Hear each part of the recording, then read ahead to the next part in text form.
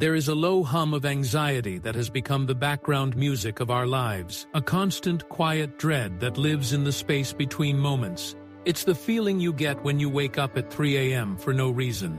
It's the tightness in your chest before you open a work email. It's the endless scroll, searching for a distraction from the noise inside your own head.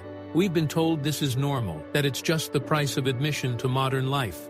But what if it isn't? What if anxiety isn't a permanent condition, but a product of faulty thinking? In our first guide, we laid the foundation of the inner citadel. Today, we arm it. We will not offer you platitudes or tell you to just relax. We will give you 4 battle-tested Stoic weapons, forged over 2,000 years, designed specifically to dismantle the machinery of fear and reclaim your peace of mind. This is not a lecture, this is a training session. Let's begin. To defeat an enemy, you must first understand it. The Stoics saw anxiety as a logical error, not a mysterious plague. For them, it originates from 2 fundamental mistakes in how we use our minds. First, anxiety is a time-traveling disease. It cannot exist in the present moment.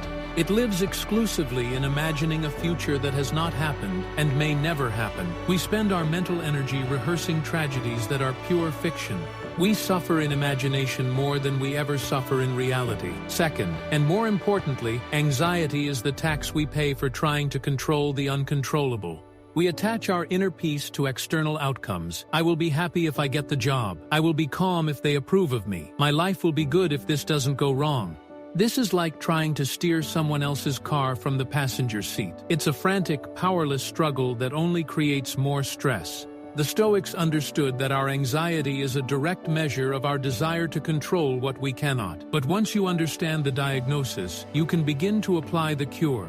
The first Stoic weapon is a form of controlled exposure therapy for the mind. It is called Premeditatio Malorum, the premeditation of evils. Instead of pushing your fears into the darkness where they grow into monsters, you intentionally drag them into the light. Here's the practice. For 5 minutes, you sit down and calmly, deliberately, imagine the thing you fear actually happening. Let's say you fear losing your job.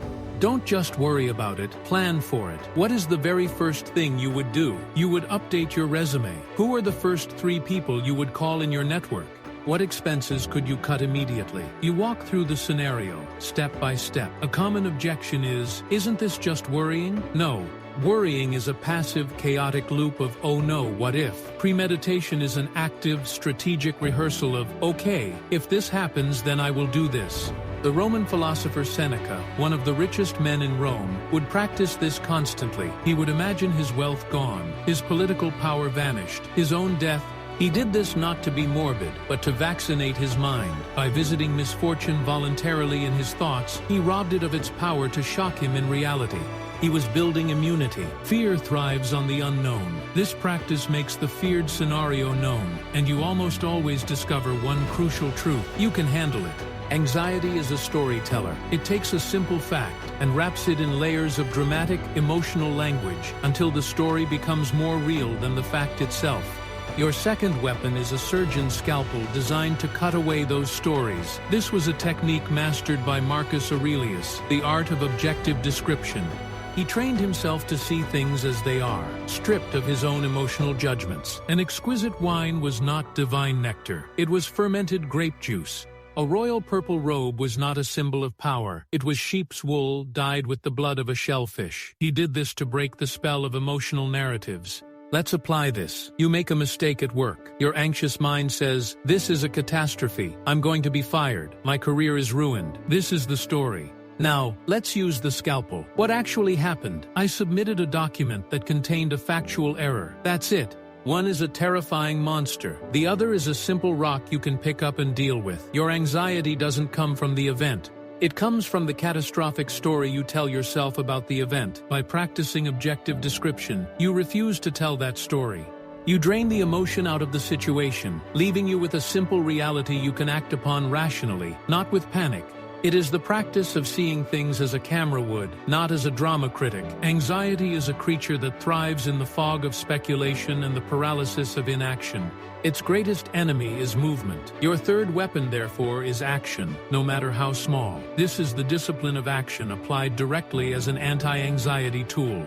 When you feel overwhelmed by a task or a situation, your mind is focused on the enormous, uncontrollable outcome. I have to write a 50-page report. I need to find a new job. The sheer size of the goal is paralyzing. The Stoic response is to ignore the mountain and focus entirely on the single, smallest pebble you can pick up right now. Don't think about the 50-page report. Think only about opening a new document and writing a title. That's it.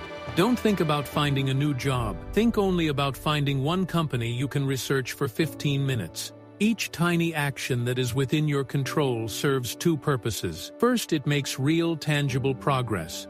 But more importantly, it sends a powerful message back to your anxious mind. I am not helpless. I am not frozen. I am in motion. I am in control of this.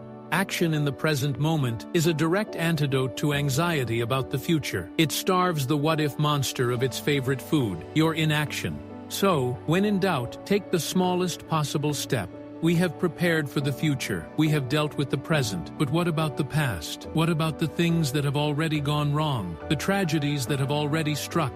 For this, the Stoics have a final weapon. It is the most difficult, but also the most powerful. It is Amor Fati, a love of fate. This is not passive resignation. It is not saying, oh well, I guess this is my life now. That is fatalism. Amor Fati is an active, enthusiastic embrace of everything that has happened to you, good and bad. It is the practice of looking at your past, even the most painful parts, and not just accepting it, but loving it as a necessary ingredient to who you are today. The great philosopher Nietzsche, who coined the phrase, lived a life of immense suffering, illness, loneliness, obscurity, yet he said his formula for greatness was Amor Fati. To not wish for anything to be different, not forward, not backward, not in all eternity, to not merely bear what is necessary, but to love it. Think of the blacksmith's forge. To create a strong, beautiful sword, the metal must be subjected to the fire and the violent blows of the hammer. It cannot become what it is meant to be without that hardship. Amor Fati is the practice of looking at the fires and hammers of your own life and understanding that they were the very tools that forged your strength, your compassion, your resilience. It is the ultimate reframe, turning every scar into a mark of strength. So this is your Stoic toolkit for overcoming anxiety. 4 powerful weapons for your arsenal. 1. The vaccine of perception. Prepare for future troubles with negative visualization, so they lose their power to shock you. 2. The scalpel of objectivity. Describe present events without dramatic stories, so you can see reality clearly. 3. The antidote of action. Take the smallest possible step you can control to break the paralysis of overwhelm. And 4. The shield of acceptance. Embrace everything that has already happened with Amor Fati, using it as fuel for your own growth. This is not a quick fix. This is a lifelong practice. It requires training, repetition, and self-compassion, but it is a path toward a state of mind that is not easily shaken. A mind that is calm, resilient, and free. Your task is this: pick one of these 4 weapons that you need most right now. Make it your focus for the next 7 days. Share in the comments which weapon you choose and why. Let's build our shields together. Subscribe for more tools to fortify your inner citadel.